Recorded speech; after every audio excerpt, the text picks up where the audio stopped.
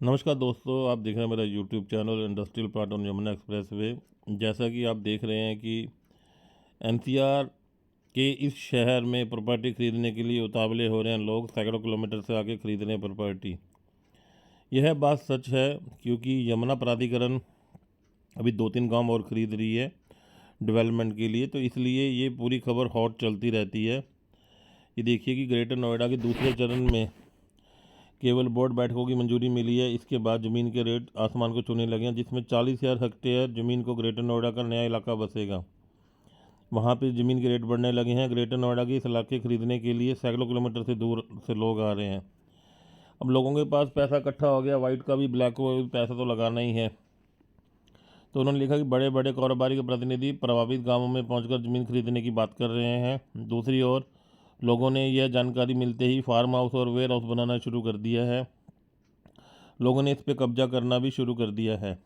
अब समझिए, farm house मतलब क्या होता है कि वो एक बड़ा सा घर बनाते हैं, उसके आगे एक मंदिर बना लेते हैं कि ये हमारा मंदिर है जी पुरखों का, या एक वेयर हाउस बना लेते हैं, गोदाम बना लेते हैं, एक छोटा सा मंदिर बना के पीछे गोदाम बना लेते हैं। इसे कहते हैं जगह बचानी, कि जगह क्वायरमेंट में ना जाए तो लोग, कुछ शहर के लोग आके गाँव में ऐसे जगह गांव के बाहर खरीद लेते हैं सस्ती, और उसमें फिर ये ड्रामेबाजी शुरू होती है। जब कोई ट्रस्ट बना दिया, अनाथ आश्रम बना दिया, छोटा सा स्कूल बना दिया, और पीछे काफ़ी जगह रख लेते हैं दूसरे कामों के प्रयोग के लिए। तो लोगों ने अभी कब्जा करना शुरू कर दिया।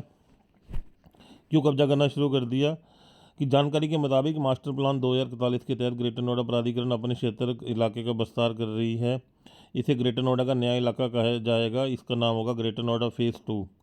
40,000 हेक्टेयर लैंड पे बसेगा, और इसमें जो गांव आ रहे हैं उनकी भी जानकारी दी है। फेज़ 2 के अंदर जो गांव आ रहे हैं, अभी तक श्रीमती मायावती जी ने जो ज़मीन एक्वायर की थी वो उन्होंने 2004 तक रेलवे ट्रैक के इधर वाली की थी। रेलवे ट्रैक जो जाता है दिल्ली से हावड़ा, उससे जो दिल्ली की तरफ वाली साइड की थी, परली तरफ नहीं की थी।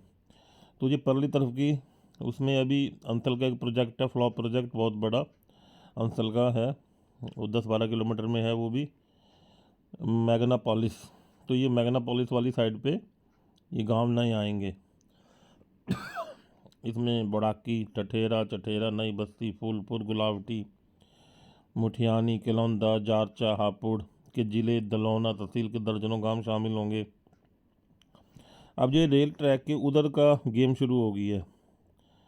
तो ग्रेटर नोएडा के फेज़ 2 में सबसे अधिक उद्योगों पे जोर दिया गया है। अच्छा, ये जैसे ग्रेटर नोएडा कर रहे हैं ऐसे यमुना भी कर रही है। यमुना भी 2-3 गांव खरीद रही है।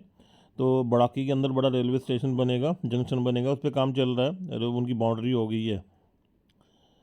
तो ये इसे ऐसे न्यू नोएडा, नोएडा में तो मुश्किल है क्योंकि इसके साथ तो ग्रेटर नोएडा लगता है, पर उसका भी जो खुला हुआ एरिया है जीटी रोड की तरफ, वहाँ भी न्यू नोएडा वाले ज़मीन खरीदने के चक्कर में है। इसी तरह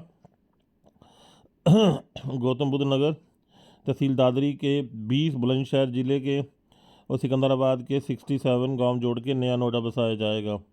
कुल मिला के 87 गाँवों में नए नोएडा में शामिल किया जाएगा। क्योंकि नोएडा का नया Noida, greater Noida, Yamuna express way तो उसकी तो पहले ही डिसाइड है, 137 किलोमीटर डेवलप करनी है, कि पहले जेवर तक, फिर मथुरा तक, और फिर आगरा तक, फिर आगरा के बाद लखनऊ। तो ये इसके बारे में बताया कि राज्यपाल ने मंजूरी दे दी है, और अब इसके मास्टर प्लान और ये चीज़ें तैयार हो रही हैं। तो मतलब कि आपके पास दो पैसे हैं तो इन एरिया में ज़मीन खरीद सकते हो, नहीं तो मौज मारो। ये कौन से एरिए हैं? ये वाले गांव हैं, इसमें ज़मीन ले सकते हो, 2-4 पैसे हैं। बोड़ाकी, कठेरा, चठेरा, नई बस्ती, फूलपुर, गुलावटी, मुठियानी, कलौंदा, जारचा, हापड़। कुछ गांव में बंदे जानते हैं, जैसे बोड़ाकी में एक संदीप भाटी जी हैं, उनके पिताजी इनकम टैक्स में थे दिल्ली में, तो आप उनकी मदद ले सकते हो। तो ये है भैया, कुछ करना है तो कर लो, नहीं तो पूजा पाठ करो।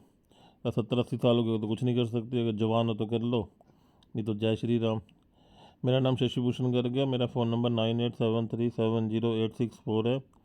और आपको कोई भी कमेंट हो, कोई जानकारी चाहिए तो कमेंट बॉक्स में लिखिए। कुछ भी ख़रीदना बिकना चाहते हैं तो हम दिलवा भी सकते हैं, और आपको सलाह भी दे सकते हैं। जो हम हमारी अप्रोच में नहीं है उसकी सलाह दे देंगे, और जो हमारी अप्रोच में आती है वो दिलवा देंगे। मेन हम इंडस्ट्री का काम करते हैं, वैसे काम सारा करते हैं, बाकी काम में हेल्प देते हैं। तो ये छोटी सी जानकारी लेके आए, 2 पैसे या तो लगाओ नहीं तो मौज मारो। जय हिंद, जय भारत, नमस्कार।